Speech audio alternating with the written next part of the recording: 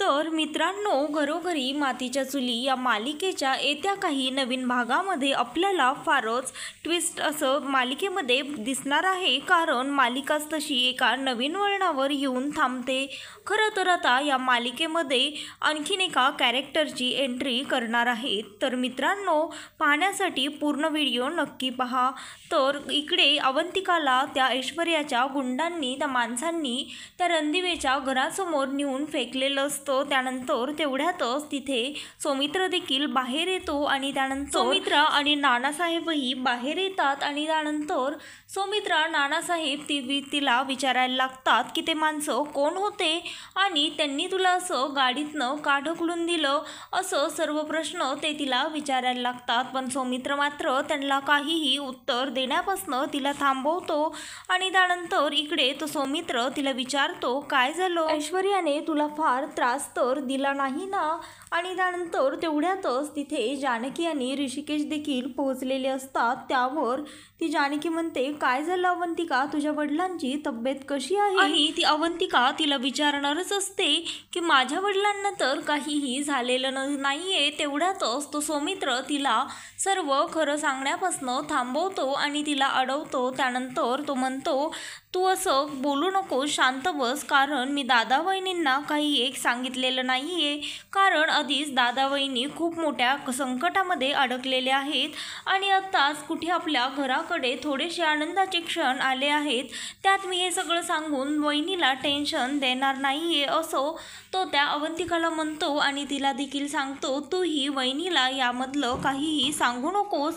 त्यावर ती म्हणते, पण आपण वहिनी कोर्टामध्ये निर्दोष आहेत हे आपण कसं सिद्ध करणार आहोत? त्यावर तो म्हणतो, तू नको काळजी करू, मी नक्कीच काही ना काही करून त्या ऐश्वर्याकडनं पुन्हा एकदा ते सर्व कागद प्रूफ मिळवून घेईल आणि एव्हिडन्स गोळा करणं माझ्यासाठी काही मोठी गोष्ट नाहीये. मी पुन्हा ते सगळे प्रूफ गोळा करेन आणि जानकी वहिनीला ह्या सगळ्यातनं त्यांची सुटका करेन, विश्वास ठेव.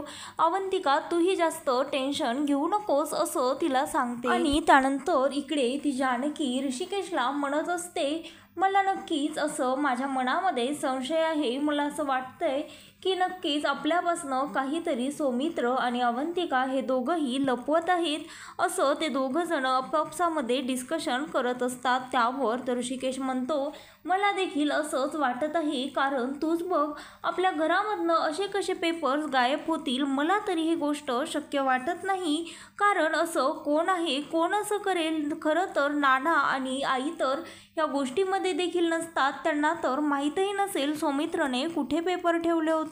मग आपल्या घरातनं ते पेपर्स कुठे गेले असतील? त्यावर ती म्हणते, मला असं वाटत आहे नक्कीच सौमित्र भाऊजी कोणत्या तरी प्रॉब्लेममध्ये अडकलेले आहेत आणि ते आपल्याशी शेअर करत नाही आहेत, असं ती जानकी त्या ऋषिकेशला म्हणत असते. त्यानंतर तेवढ्यातच तिथे सारंग येतो आणि तो सारंग म्हणतो, बरोबर आहे वहिनी तुझं म्हणणं, कारण मला देखील असंच वाटत आहे, कारण मला तर असं वाटते नक्कीच त्या ऐश्वर्यानेच दादाला किडनॅप केलं असणार, त्याला ब्लॅकमेल करून दादाला कोर्टामध्ये पुरावे सादर करण्यापासून अडवत असणार, असं तो सारंग त्या जानकीला आणि ऋषिकेशला सांगत असतो. त्यावर ते दोघे म्हणतात, नाही सारंग, असं जर असतं तर नक्कीच आपल्याला त्याने सांगितलं असतं. त्यानंतर ऋषिकेश म्हणतो, जानकी, मी तुझ्या बाबतीमध्ये आता एकही चान्स घेऊ शकत नाही, कारण सौमित्रच्या एका सुद्धा चुकीमुळेही तुला जेल होऊ शकते आणि मला असं व्हायला नकोय, असं तो ऋषिकेश त्या जानकीला सांगत असतो. त्यावर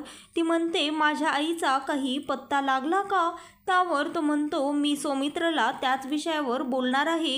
इनफॅक्ट मी इन्स्पेक्टरला देखील तेच बोलण्यासाठी आत्ताच पोलीस स्टेशनमध्ये गेलो होतो. त्यांचं देखील तुझ्या आईला सापडणं शोध चालूच आहे. तू काळजी करू नको, तुझी आई लवकरच सापडेल, असं ऋषिकेश त्या जानकीला विश्वास देतो.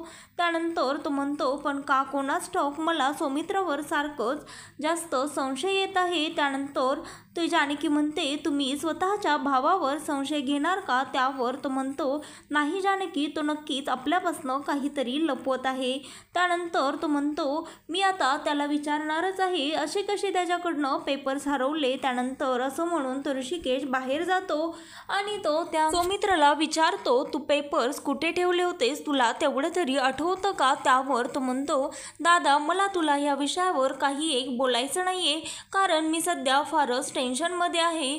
त्यावर तो म्हणतो, पण मी तुला एवढा शब्द देतो, जानकी वहिनीला मात्र सजा होणार नाही, त्या निर्दोषपणे या सगळ्यातून सुटतील. त्यावर त्या ऋषिकेशला फारच राग येतो आणि तो म्हणतो, ते मला तू बाकीचं सांगू नकोस, फक्त पेपरचं बोल. त्यानंतर तो म्हणतो, दादा मी तुला एकदा सांगितलेलं आहे, पुन्हा पुन्हा तू मला तेच प्रश्न विचारू नकोस. त्यावर तो ऋषिकेश त्याची कॉलर पकडतो आणि म्हणतो, असे कसे तू पेपर हरवलेस, असं म्हणून त्याला जाब विचारायला लागतो. त्यानंतर ती जानकी आणि ते सर्वच जण त्याला अडवतात, पण ऋषिकेशचा मात्र राग अनावर झालेला असतो. तर ती म्हणते, अवंतिका शांत व्हा ऋषिकेश दादा, मी तुम्हाला सर्व खरं काय ते सांगते. त्यावर तो सौमित्र तिला म्हणतो, अवंतिका तू आतमध्ये जा. त्यावर ती म्हणते, नाही सौमी, आता वेळ आली आहे, सगळ्यांना खरं काय ते कळायला हवं, कारण कोणी तुझ्याकडे संशयाच्या नजरेने बघितलेलं मला चालणार नाही, असं ती अवंतिका ऋषिकेशकडे पाहून म्हणत असते. आणि त्यानंतर ती सांगते, खरं तर दादा वहिनी माझ्या वडिलांचं दुखत नव्हतं आणि मी 2 दिवस तिकडे गेले सुद्धा नव्हते. खरं तर ज्यावेळेस आम्ही घरी जात होतो त्यावेळेस त्या सयाजी काका आणि ती ऐश्वर्या आम्हाला वाटेत भेटले. त्यांनी माझ्या डोक्यावर बंदूक ठेवली आणि मला मारून टाकण्याची धमकी देखील दिली आणि त्यानंतर सौमीला ब्लॅकमेल केलं. प्रॉपर्टीचे पेपर्स आणि घराचे पेपर्स आणि सर्व पुरावे मला आणून दे, नाहीतर मी अवंतिकाला जिवंत सोडणार नाही. त्यामुळे सौमीने माझ्या काळजीपोटी मला वाचवण्यासाठी सर्व पुरावे त्यांना दिले, असं तो अवंतिका ऋषिकेशला आणि सर्वांना सांगते. त्यानंतर तो ऋषिकेश म्हणतो, अरे पण सौमित्र, तू निदान आमच्या कानावर तरी टाकायला हवं होतोस, तू असं एकट्यानेच निर्णय घ्यायला नको होतास. त्यानंतर तो म्हणतो, दादा मला माफ कर, पण मी मजबूर होतो, मला काहीही कळत नव्हतं काय करावं. त्यावर ती जानकी म्हणते, पण आता आपण पुढे काय करणार आहोत सौमित्र भाऊजी. त्यावर तो म्हणतो, वहिनी सॉरी, ते तर मला देखील माहीत नाही, पण तू काळजी करू नकोस, मी तुला ह्या सगळ्यातनं नक्कीच निर्दोषपणे तुझी सुटका करेन. त्यानंतर ऋषिकेश म्हणतो, अरे पण तू असं काय करणार आहेस, तुझ्याकडे वेळ देखील कमी आहे आणि तू पुन्हा ते पुरावे कसे मिळवणार आहेस, असो तो त्याला विचारतो. त्यानंतर ती जानकी म्हणते, शांत व्हा ऋषिकेश, तुम्ही काळजी करू नका, आता आपल्याकडे एकच पर्याय उरलेला आहे, आता आपल्याला तेच करावं लागेल, कारण काट्यानेच काटा काढला जातो, ही म्हण तर तुम्हाला माहीतच असेल. आता आपल्याला देखील त्या ऐश्वर्यासारखंच वागावं लागणार आहे. त्यानंतर तो म्हणतो, नेमकं काय करायचं ठरवलं आहेस तू जानकी. त्यावर ती म्हणते, सांगते. त्यानंतर ती सर्वांना त्यांच्या रूममध्ये घेऊन जाते आणि त्यानंतर ती म्हणते, खरं तर आता आपण त्या मास्कमॅनसारखंच बनवून त्या ऐश्वर्याकडे जायचं.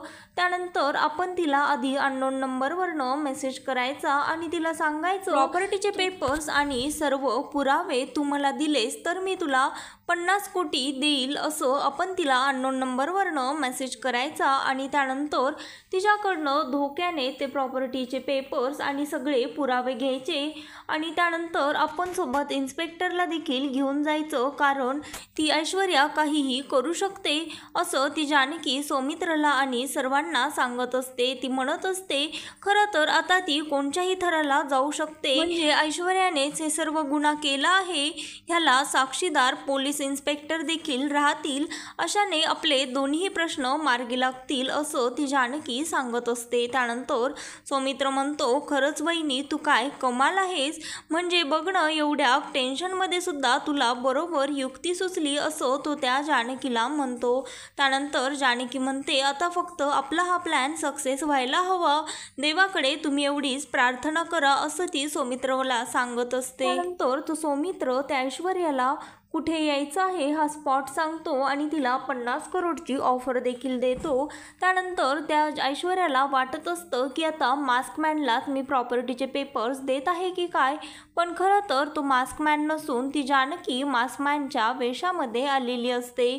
आणि त्यानंतर ती ऐश्वर्या तिथे येते आणि ती म्हणते, हे घे तुला सगळे तुझे प्रॉपर्टीचे पेपर्स आणि तुला जे हवं होतं ते तर मी आता केलं आहे. त्यावर ती म्हणते, पुरावे मात्र कुठे आहेत. त्यानंतर ती ऐश्वर्या पुराव्याची फाईल देखील त्या मास्कमॅनच्या म्हणजेच त्या जानकीच्या हातामध्ये देते आणि त्यानंतर तिला मास्कमॅन समजून म्हणत असते, आता मी तुला पेपर आणि पुरावे दोन्ही देखील तू म्हणल्याप्रमाणे तुला सोपवले आहेत, पैशांची बॅग कुठे आहे असं ती त्याला विचारते. त्यानंतर ती जानकी त्या ऐश्वर्याच्या हातामध्ये पैशाची बॅग देते आणि म्हणते, नीट बघून घे, 50 कोटी आहेत. त्यानंतर ती ऐश्वर्या म्हणते, हो ते तर मी घेईलच, पण आता मला यात कसलीही फसवाफसवी नको आहे. त्यानंतर ती जानकी तिला म्हणते, असं कसं, दिसतं तसं नसतं खरं तर, म्हणूनच जग फसतं. त्यावर हे बाईचा आवाज ऐकून ती ऐश्वर्या थोडी अलर्ट होते आणि त्यानंतर ती जानकी स्वतःच्या चेहऱ्यावरचा मास्क आणि गॉगल दोन्हीही काढते. त्यानंतर त्या मास्कमॅनच्या वेशामध्ये जानकीला पाहून त्या ऐश्वर्याच्या पायाखालची जमीनच सरकते.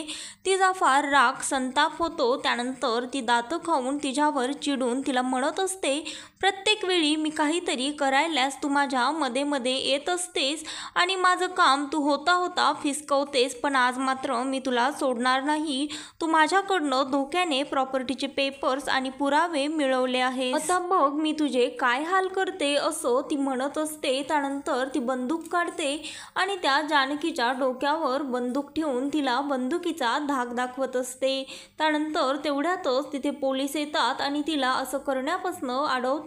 त्यानंतर ती रागामध्ये तिथनं पोलिसांना पाहून गायब होते. गाडी चालवून रागात तिथनं निघून जाते आणि फरार होते. त्यानंतर तिला काय करावं काहीही सुधरत नसतं. त्यानंतर ती त्या सयाजीला, तिच्या डॅडाला फोन न लावता मास्कमॅनला कॉल करते.